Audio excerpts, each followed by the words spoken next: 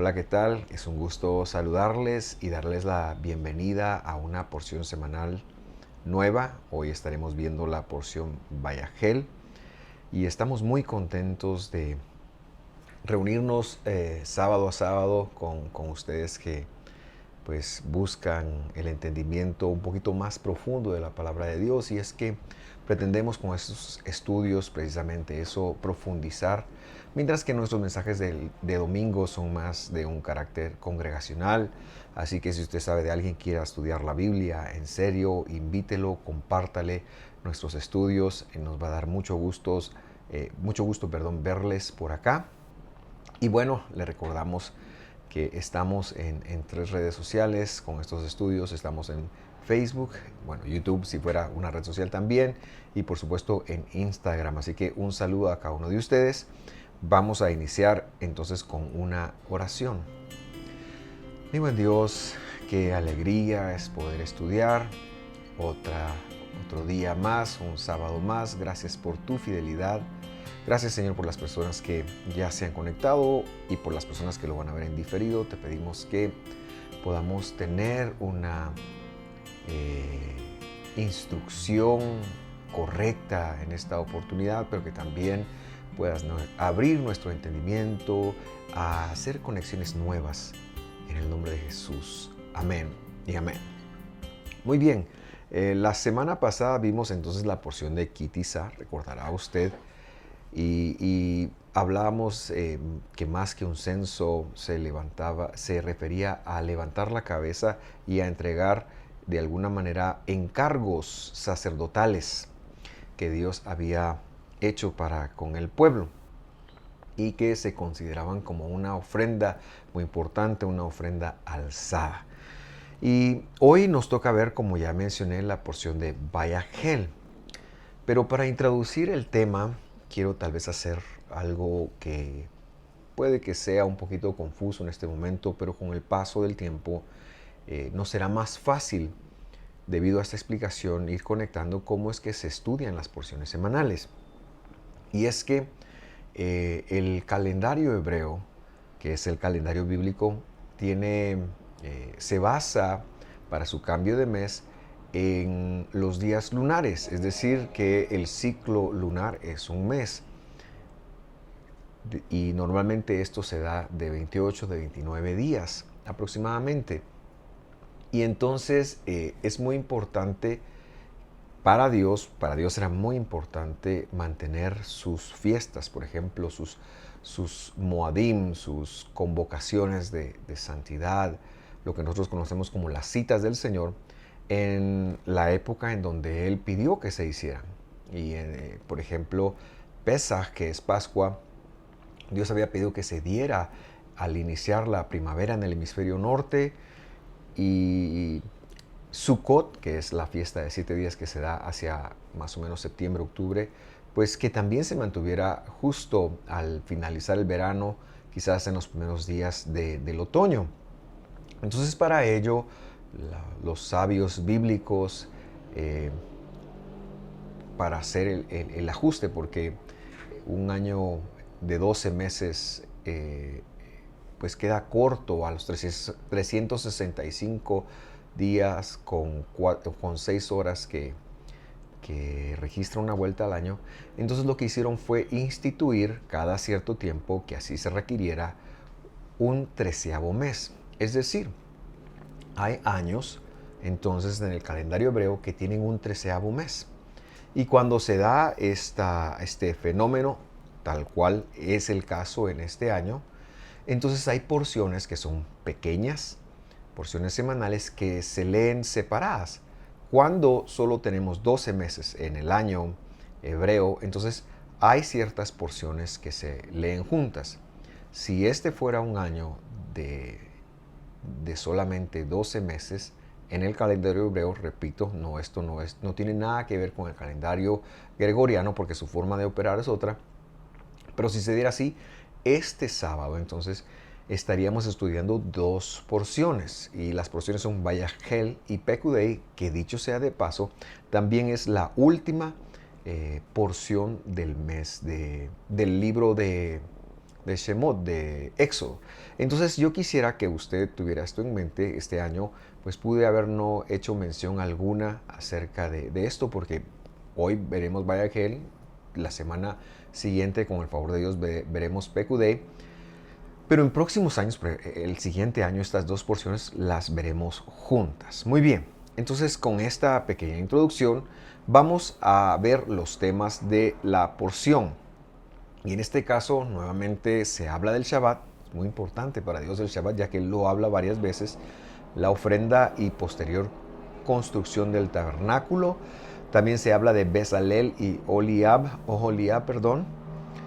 y luego se detallan a continuación la construcción de los elementos del santuario, como lo fueron el arca del testimonio, la mesa, el candelabro o menorá, el altar del incienso, el altar de la ofrenda, la pila de bronce y el atrio. Muy bien, nosotros entonces estamos casi que haciendo una introducción a las porciones este año. Esto ha sido la tónica, porque me gusta ir despacio, pero me gusta hacerlo de la mejor forma posible. Vamos entonces a empezar con el primer versículo de la porción, que es Éxodo capítulo 35, versículo 1, y yo le invito para que lo lea conmigo. Y dice así: Entonces Moisés congregó a toda la asamblea de los hijos de Israel y les dijo: Estas son las palabras que el Señor les ha mandado hacer. Como siempre, estamos tratando de estudiar las porciones desde lo que el hebreo en su original nos quiera enseñar, y hacerlas consecuentes y entendibles para creyentes del siglo XXI. Entonces, pero tampoco pretendemos que esta sea una clase de hebreo. En tal punto, me gustaría tratar entonces con los siguientes términos que usted leyó en el versículo en cuestión. Hablamos del verbo congregar. Ya esta es la palabra Vayagel, en la conjugación más simple que tiene el verbo en tiempo pasado, es decir, y Moisés congregó, Moisés reunió, podría ser otro nombre para la misma. Entonces ese es el primer término que quiero hablar con usted. Segundo término, la asamblea de los hijos de Israel. Y en tercer lugar, estas palabras o cosas. Vamos a iniciar entonces con el verbo congregar. Y ahí le aparece en hebreo Vayagel. Vayagel, ese es el nombre también de la porción. Congregó, reunió. Este verbo significa reunir a un grupo de personas. No tiene un límite, pero sí tienen la connotación de una gran asamblea. Esta palabra, kahal o kaal, quizás es más correcto decirlo, en griego se tradució como eclesía o iglesia. Y ya eso nos debería, a los creyentes del siglo XXI, que traemos una mentalidad dual, que la iglesia es cristiana y que la sinagoga es judía, ya esta connotación debería de empezar a generar preguntas en nosotros, los creyentes del siglo XXI, por lo mismo, ¿verdad? Entonces vamos a estudiar esta palabra acá rápidamente, y yo quiero invitarle a leer conmigo Éxodo capítulo 12, versículo 6, y esta es la primera vez que aparece en la Biblia. Y dice ahí: y lo guardaréis hasta el día 14 del mismo mes. Está refiriéndose al Cordero Pascual. Entonces toda la asamblea de la congregación de los hijos de Israel lo matará al anochecer. Y aquí aparece la palabra asamblea como kahal. Ya no aparece la palabra, es decir, la palabra que aparece ahí es congregación, y el traductor opta por traducir la siguiente palabra, que también la vamos a ver en este estudio, que es la palabra adá o edá. La traduce como congregación. A veces es muy difícil tratar de seguir estos estudios o seguir la congruencia, quizás no de estos estudios, pero sí de la Biblia, porque el traductor a veces traduce un término, después traduce otro, y no hay como una congruencia muchas veces, o por lo menos que hubiera un compromiso de traducir siempre de la misma manera, ya eso nos daría a nosotros otra idea de lo que ahí dice, ¿verdad? Entonces, esta palabra cajal o congregación que hablamos en el versículo 6, que se traduce aquí como congregación, es la palabra que entonces la Septuaginta, por ejemplo, ha traducido como la palabra eclesía o iglesia. Cuando leemos el Nuevo Testamento y desde la perspectiva en la que nos empieza a llegar primero por los primeros seguidores, voy a decir, de lo que en el primer siglo habían sido instituciones judías mesiánicas, es decir, que habían sido judíos de nacionalidad que creían en toda la palabra del Señor, creían en la ley de Moisés, pero que eran mesiánicos, tal el caso de Pablo, tal el caso de Pedro y de todos estos personajes. Ellos cuando hablaron de eclesía, por ejemplo, lo que tenían en mente era la palabra Kaal. Pero poco a poco los que siguieron a ellos, especialmente en el siglo II, ya fueron queriendo apartarse entonces del término eclesía como de algo judío, pero simple y sencillamente ese término quiere decir congregar y cuando es sustantivo quiere decir congregación. Congregación. Y esto es muy importante porque la iglesia no es una institución como se nos ha querido hacer creer. Esto ya vino a hacerlo la iglesia romana, especialmente después de los primeros concilios, en donde ya ellos querían pues tener un carácter de institución.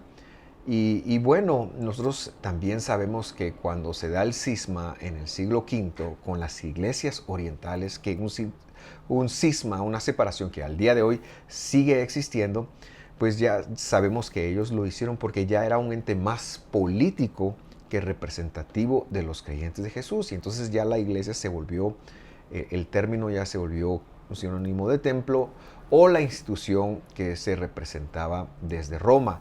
Y todo esto se mantuvo así durante la Edad Media, incluso después de la Reforma o en la Reforma, los reformadores no volvieron al término bíblico, porque no es un término judío, sino es un término bíblico de congregación como pueblo. Entonces tenemos que enfatizar que la Biblia, cuando habla en el Nuevo Testamento, lo que se conoce como el Nuevo Testamento, el Evangelio, y cuando habla en el Antiguo Testamento, es un solo término en ambos testamentos y quiere decir congregación. La pregunta que nos gustaría plantear en este momento es, ¿cuál es esa congregación? Y eso es lo que queremos responder. Pero antes de generar esa respuesta, solo quiero decir que fácilmente este versículo podría traducirse con una palabra que yo voy a inventar en este momento y es Moisés iglesió. Es una palabra mía a toda la asamblea. Moisés iglesió a toda la asamblea mía. Ahora veamos la palabra asamblea, entonces, que es la siguiente palabra en cuestión. Dice el versículo y le aparece tanto en hebreo como en castellano ahí. Et kol edat bene Israel. Ahí dice a toda la asamblea de los hijos de Israel. La palabra asamblea es edá, aquí está en constructo, entonces eso quiere decir que se está refiriendo a toda la asamblea de.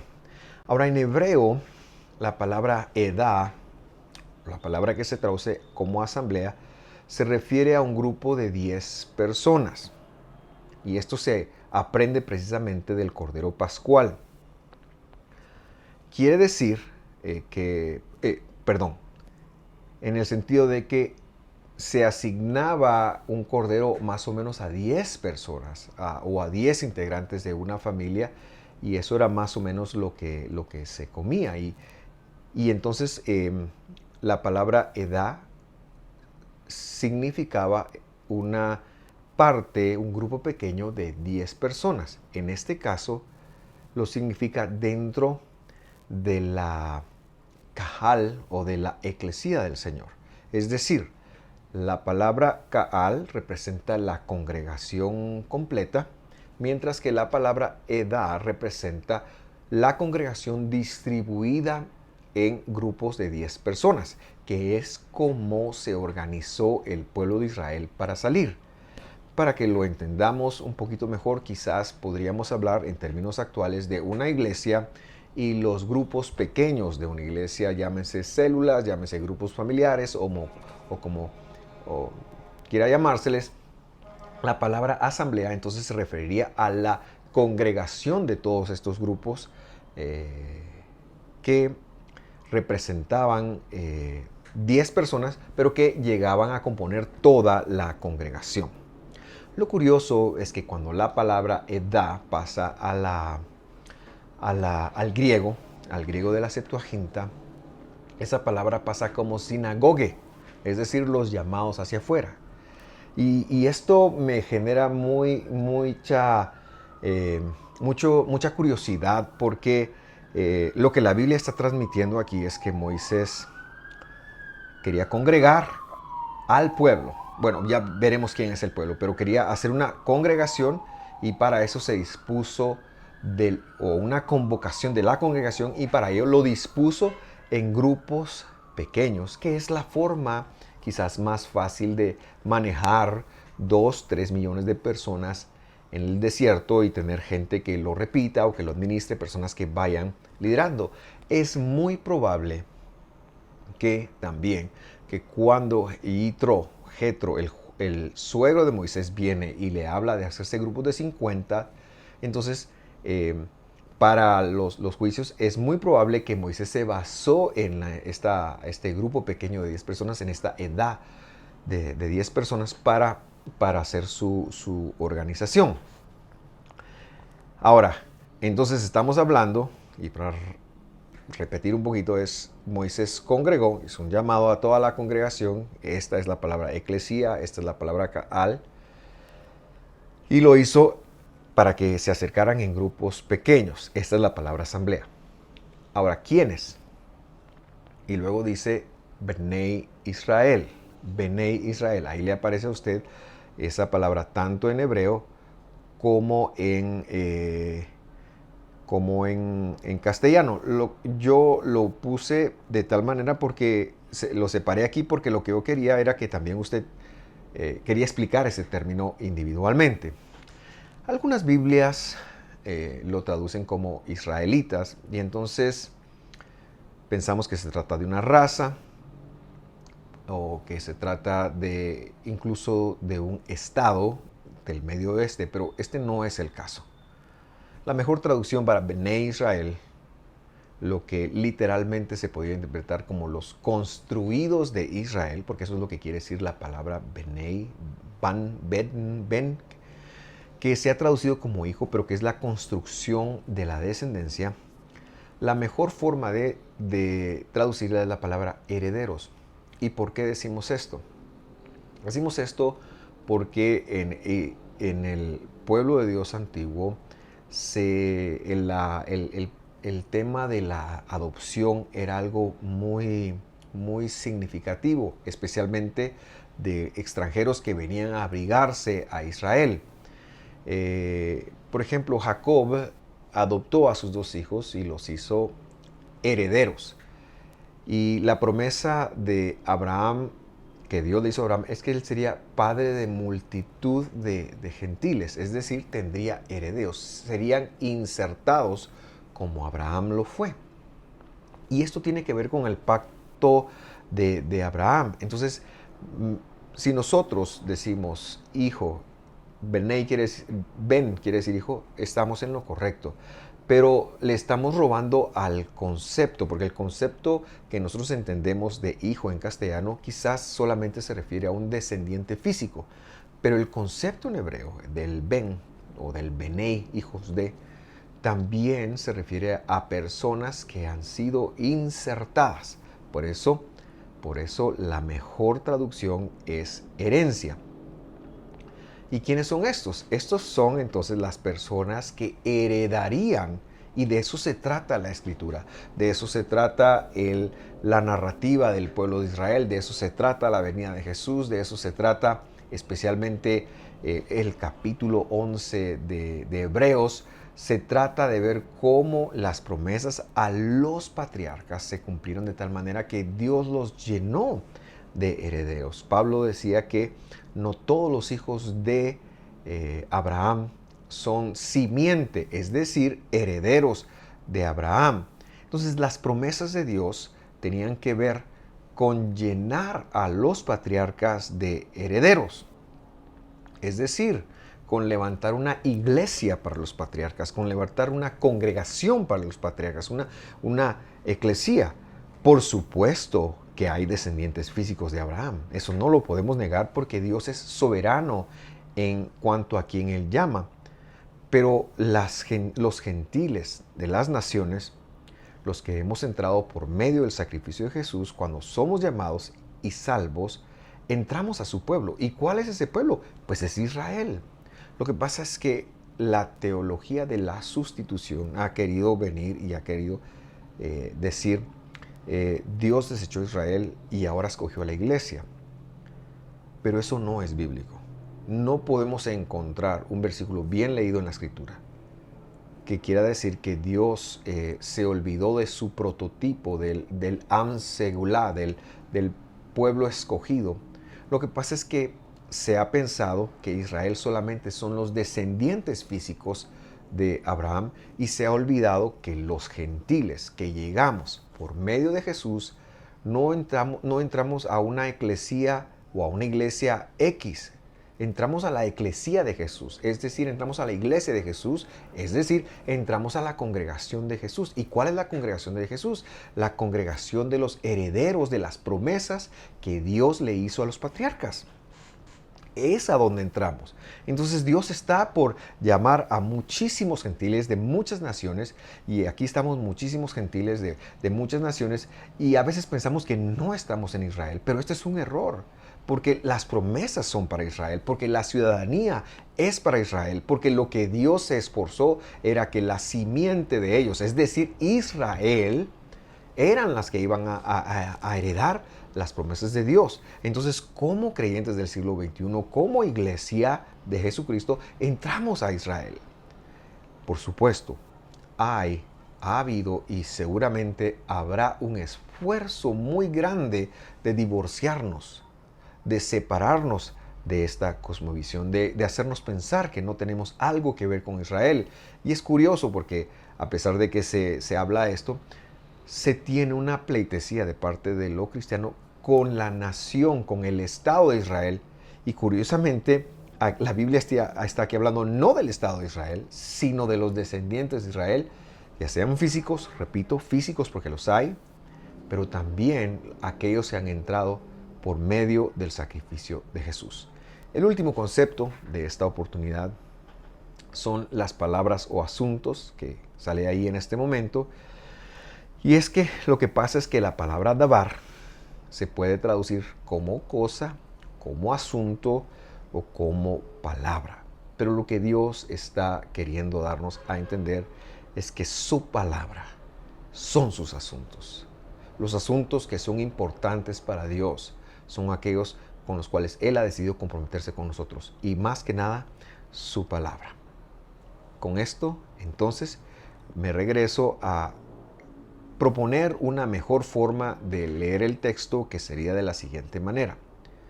Por cierto, cuando mencioné anteriormente la teoría de la sustitución, también hay otro nombre por el cual se le conoce mucho y acabo de recordarlo. Es la teoría del reemplazo. El reemplazo es que Dios quitó a Israel y ahora puso a los gentiles. Eso no es así. Cuando Pablo en Romanos explica, para Pablo en ese momento el Israel físico son los judíos. Pero lo que Pablo tiene en mente es que Israel es el receptor de las promesas de Dios, tal cual lo explica en su carta a los Efesios. Entonces yo le invito a cuestionar esos paradigmas en su cabeza y a conectar que Dios sigue escogiendo de entre los gentiles y de entre los descendientes físicos de Israel, es decir, judíos o de cualquier raza que vengan. Por cierto, voy a empezar un pequeño estudio en Marcos a la tarde, justamente hoy, con respecto a las ovejas perdidas de Israel, y voy a explicarlo un poquito mejor. Le invito a verlo. Pero lo que proponemos nosotros es que la palabra del Señor lleva solo una, Dios solo tiene una esposa. Dios no es bígamo, solamente tiene una esposa y esa esposa se llama Israel. E Israel se compone de los injertados y de los descendientes físicos de Israel.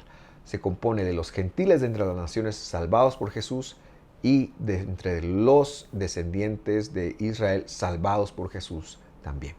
Con eso en mente, ahora sí, Éxodo 35:1, una mejor forma de leerla para que lo entendamos mejor sería: entonces Moisés congregó a la iglesia en grupos pequeños, ¿verdad? Estamos hablando del desierto, de los herederos de las promesas de Israel. Y les dijo: estos son los asuntos que el Señor ha mandado hacer. Querido hermano que nos visita, esta es nuestra mentalidad y nuestra forma de hacer iglesia. Con mucho cariño lo dejamos por acá, esperando que pase un buen sábado y decirle que lo esperamos a la tarde en el estudio de Marcos, donde empezaremos a ver entonces ya el tema de las ovejas perdidas de la casa de Israel. Y le recuerdo que la próxima semana entonces estaremos leyendo la porción de Pecudei de Éxodo 38:21 al 40:38. De parte mía, esto es todo. Le mando un abrazo y que esté muy bien. Hasta pronto.